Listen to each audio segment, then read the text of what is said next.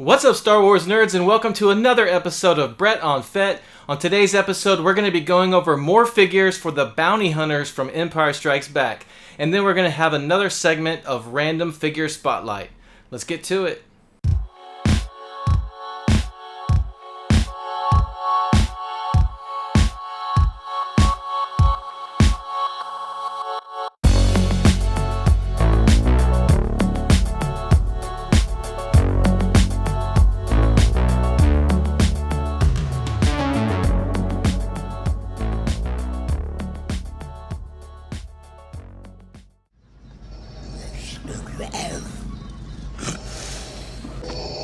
There will be a substantial reward for the one who finds the Millennium Falcon.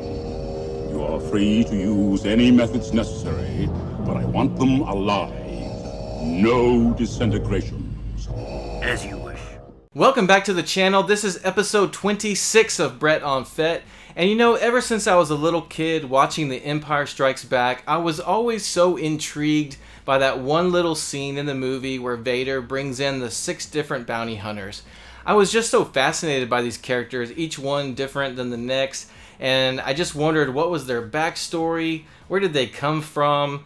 They were just so cool, and so they were some of my favorite figures to play with when I was little, and as an adult, they're some of my favorite figures to collect. And so if you've been following my channel, you may have seen my episode 13 where I had just completed my collection of the vintage Kenner version of the bounty hunters, and so I was showing those in that video. Well, I just wanted to revisit the bounty hunters once again because recently I finally completed my set of bounty hunters from the Black series. And so I just wanted to take a few minutes to go over these figures as a whole. So let's take a look at them. Alright, so here's a look at all the figures from the Empire Strikes Back bounty hunters I want to take a look at today. And just for fun, I threw in the Lego minifigures from my son and I's collections. And starting with Dengar, he looks really cool. I mean, a lot of these have really cool prints, but I love his face there with the bandages. And then IG-88, one of my favorites. Both of those came from a Bounty Hunters battle pack. Now for Boba Fett, I kind of cheated because I'm using the Boba Fett from Return of the Jedi Desert Skiff Escape playset. I have one from the Slave 1, but it's the regular Slave 1, and he just doesn't look as good. He doesn't have as much print like on his legs. The best one from Empire Strikes Back is the Boba Fett from the 20th anniversary set or the UCS Slave 1 set. Next up is Bossk, who again came from that same Bounty Hunters battle pack. I actually have a different Bossk as well that came from that regular Slave 1, but this one's more screen accurate. And then we have Forlom from the same battle pack. Great looking minifig. I just wish his eyes had that more green tint rather than the pink. And then finally we have Zuckuss. He came on the 20th anniversary Slave 1. Really cool looking minifig as well. And I actually picked him up by himself at a local Lego minifig shop. And that's going to do it for the Lego Bounty Hunters. Next is a quick look at my vintage Kenner collection of bounty hunters. But like I said earlier, I already covered these guys on my episode 13, so I'm not going to spend time going through them in detail on this video. Next up is my Black Series collection of bounty hunters, which I just recently completed with the acquisition of Dengar from the Archive collection. Found him at Walmart the other day, and what an impressive figure. The face sculpt looked awesome. I love the detailing of his armor. His gun is pretty cool. But maybe my favorite part about this figure is his backpack. I just love the details on this backpack. I don't know, it's just great. It just really sold it for me. So I found this guy at Walmart. I had to have him and needed him anyways to complete my collection of these bounty hunters. Next up is IG-88, and he is also from the Archive collection of the Black series. Had this one for a while. Visually speaking, a great figure. I love the paint job on this figure. I love the detailing. There are a few issues with him. The joints, for one, are very tight. It makes him kind of hard to pose. And his hands are pretty useless for holding the weapons. They had to rely on some pegs to put the weapon on to keep him in place. So that's a little bit annoying. He does have this cool little axe weapon that can slide in and out of his little backpack there. Overall, pretty cool looking figure. I do think the legs seem a little bit skinny for him. But other than that, I'm pretty happy with this, at least visually. Alright, and next up is the man himself, Boba Fett. This is the Empire Strikes Back Boba Fett, again from the archive line. Of course, we have that newer Return of the Jedi Boba Fett that's so good, but this one is more screen accurate for Empire Strikes Back. It's a little bit outdated, but still very good. Very pleased with this figure, and he looks awesome there with all the other bounty hunters.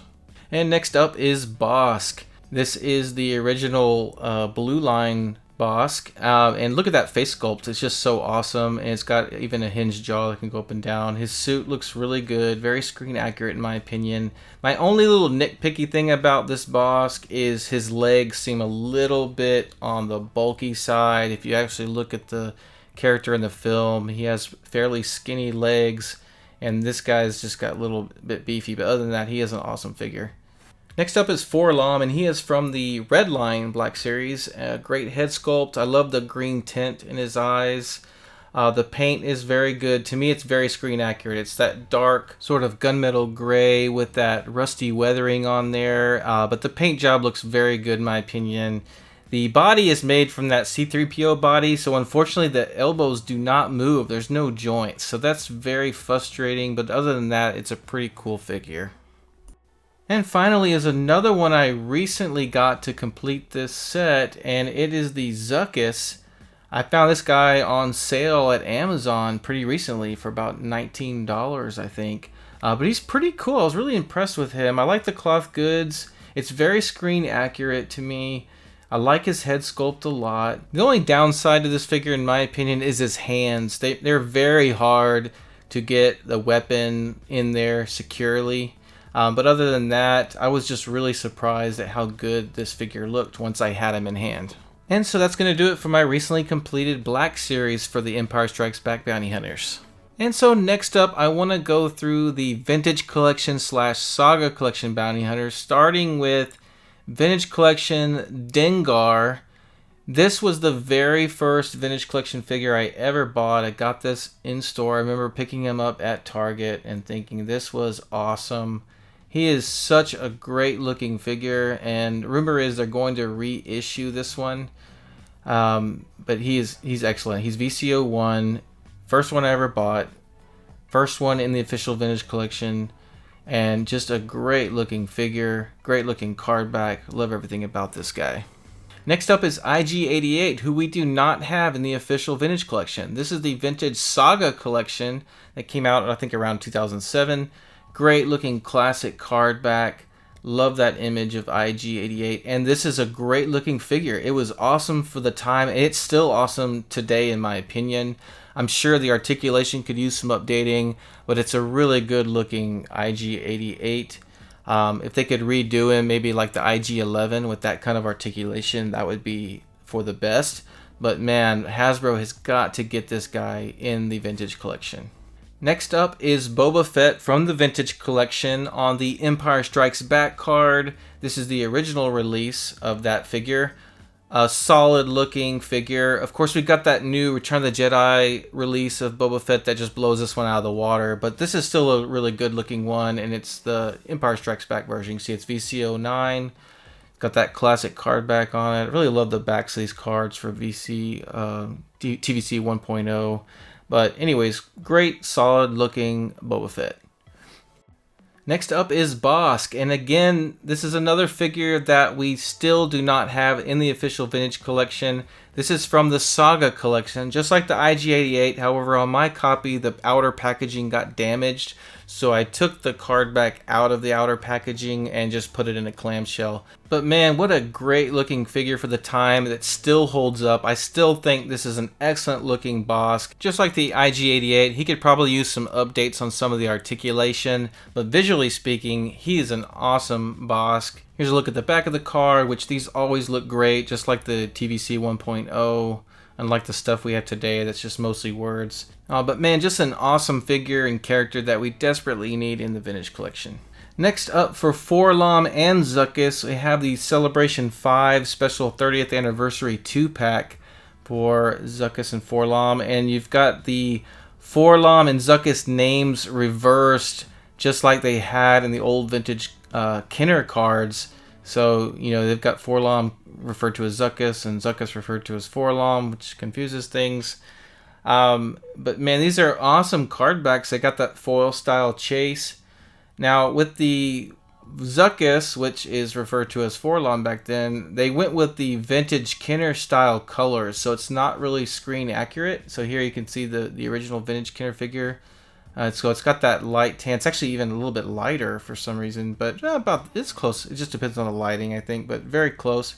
You know, they're really going for that vintage style colors on these. And so for Forlom, which is referred to, of course, as Zuckuss here, again, they went with the vintage style colors. Let me hold up the vintage Kenner here. You can see it's the same kind of gunmetal gray color that doesn't have that weathering look on it.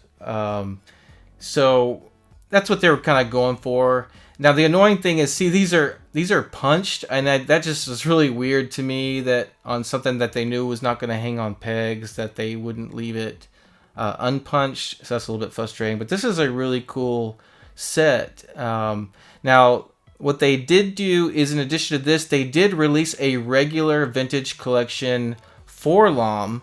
And he is more screen accurate. This is VC10.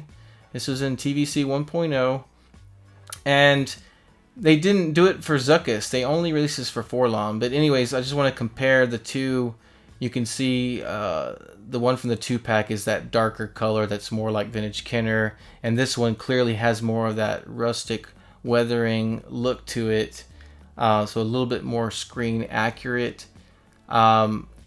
But yeah, it's really weird to me and frustrating why they did not go ahead and also put out a regular TVC version for Zuckuss that's more screen accurate. Because I think most people do not count the Zuckuss in that 2-pack as the official TVC release, even though it is technically under Vintage Collection. So we need that Zuckuss to be put out there to help complete the original 96 figures for the Vintage Collection. Alright, so that's going to do it for the Bounty Hunter figures. Alright, so now it's time for another segment of what I like to call Random Figure Spotlight. And this is where I choose a random Star Wars figure from a random line that is hopefully one you maybe not have thought about in a while, or if you're a newer collector, maybe you didn't even know existed. And for today's segment, the random figure I have chosen is Pre-Cyborg Grievous from the 30th anniversary line. And before we take a look at the figure, let's quickly go over who Grievous was before he became the cyborg we all know from the Clone Wars and Revenge of the Sith. Alright, so before Grievous was the menacing cyborg general of the Separatist army, he was a cunning warrior known as Kaiman Jai Shalal. He was a member of the alien race known as the Kaleesh, whose homeworld was Kali. Grievous earned his fame amongst the Kaleesh as a great warrior during their war with the Hux, a mantis-like alien species that sought to conquer Kali. It was during this war that Grievous became very close with a female Kaleesh warrior named Ronderu Liege Kumar. However, Ronderu was later killed by the Hux, sending Grievous into a depression and eventually turning him into a vengeful and spiteful person. It was at this point that he ceased going by the name Kaiman Jai Shalal and instead took on the name Grievous. He devoted himself to fighting and killing the Hux, driving them off his planet and taking the fight to them on their own planet. However, the Hux would later join the Galactic Republic for help, and the Jedi helped drive Grievous and his Kaleesh army back to their home planet, which had been decimated by the war, and now they were vulnerable from Republic and Hux attacks, thus beginning Grievous's hatred for the Galactic Republic and the Jedi. Following his defeat at the hands of the Jedi, Grievous took a job with the Banking Clan as an enforcer, eventually taking control of the Banking Clan's army to help protect his own people. But when he broke away from the Banking Clan to return home to protect the Kali from yet another Hux attack, San Hill, the chairman of the Banking Clan, and Count Dooku, the leader of the Separatists, conspired to do something that would keep Grievous loyal to their cause and turn his attention toward fighting the Republic. To achieve this, they bombed Grievous's shuttle and made it look like the Jedi were responsible. The bombing all but killed Grievous, leaving him severely maimed. Sandhill arranged for Grievous's body to be reconstructed as a cyborg, keeping only his brain, a portion of his face and eyes, and a few vital organs, thus becoming the Grievous we are all familiar with from the Revenge of the Sith and the Clone Wars. Sandhill would then send Grievous to Count Dooku, where he would be trained in lightsaber combat and eventually be made the general and the supreme commander of the Separatist army. Alright, so here's a look at the pre-cyborg Grievous figure. Like I said before, this is from the 30th anniversary line. You got that really cool artwork of Grievous before he was a cyborg. You've got the neat collector coin there. You can see it says Expanded Universe.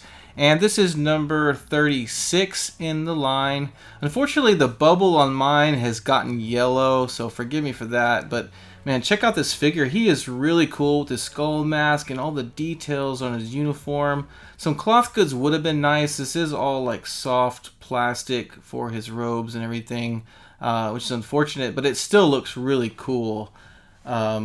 And you got the blaster rifle and his sword. And looking at the back, you got that artwork again. And then you got a character profile. You can see it says he's a Kaleesh warlord there. And there is a look at him without his helmet on, and that is a face only a Kaleesh mother would love. But it's really cool. I forgot to mention his skull helmet does come off on the figure, so that's what he looks like under there, which is a nice feature. And there's a look at the wave that he came with, which is a really cool wave. Lots of neat characters in that particular wave of figures there. But yeah, there's a look at the pre-cyborg Grievous. Awesome figure. I'd say this is a must-have for any Grievous fan. And he's fairly affordable. You can usually get this guy these days on eBay for under $50. So definitely worth checking out if you're interested in getting him. And before we wrap up, I do just want to quickly compare him with the regular General Grievous. This one from the Vintage Collection. Of course, this is an awesome figure, one of my favorites from TVC. But you can see he's got that similar skull mask that he kept after his transformation. This is VC17, by the way. Of course, this one's got cloth goods, which just makes such a huge difference. But it's just pretty neat looking at these guys side by side. But anyways, really interesting figure here. Like I said, if you're a Grievous fan, definitely check this one out. Army or not, you must realize you are doomed. Alright, so that's going to do it for this episode of Brett on Fett. Let me know in the comments what your favorite bounty hunter figures are and what you think about pre-cyborg Grievous. Thank you so much to my subscribers. Please remember you can subscribe to me also on Instagram and Twitter. Take care and we'll see you next time.